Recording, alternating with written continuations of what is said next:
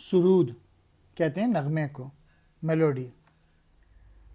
آیا کہاں سے نالے نے میں سرور میں، اصل اس کی نے نواز کے دل ہے کہ چوبے نے۔ نالے نے مینس بانسری کی لے، بانسری کی آہ۔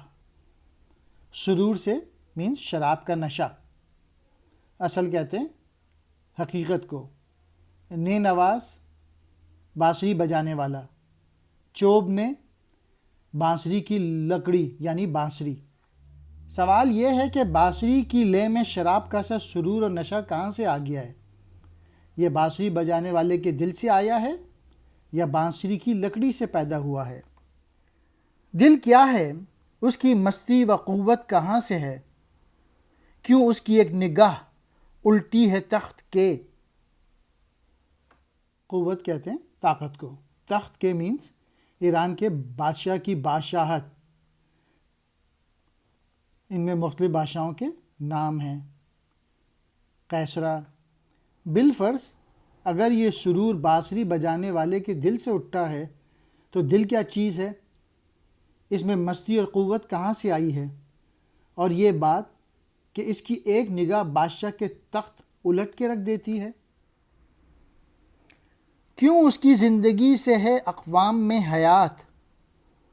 کیوں اس کے واردات بدلتے ہیں پے با پے؟ واردات کہتے ہیں کہ معنی حالات، پے با پے مینس مسلسل، لگاتار، بار بار۔ یہ بات بھی غور کرنے کے قابل ہے کہ قوموں کی زندگی کا انحصار دل کی زندگی پر ہے، اور کس وجہ سے اس کی وارداتیں مسلسل بدلتی رہتی ہیں۔ کیا بات ہے کہ صاحب دل کی نگاہ میں جچتی نہیں ہے سلطنت روم و شام و رے؟ جچتی نہیں ہے مینس بھاتی نہیں ہے، اچھی نہیں لگتی۔ رے مینس ایرانی دارالحکومت تہران کا پرانا نام۔ یہ دل ہے کیا کہ جو صاحب دل ہیں اس کی نگاہ میں روم، شام اور رے جیسی سلطنتوں کی کوئی حقیقت ہی نہیں۔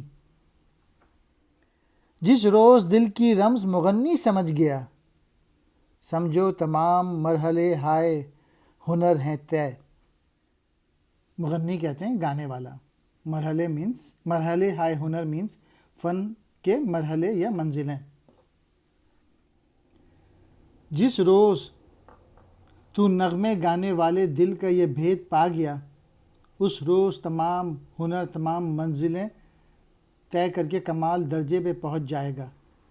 اس لیے کہ وہی موسیقی قوموں کی زندگی میں روح پھونک سکتی ہے جس میں ہنرمند کے دلی جذبات شامل ہوں، یعنی نغمے کی تاثیر دل کے جذبات اور ان کی شدت پر موقوف ہے۔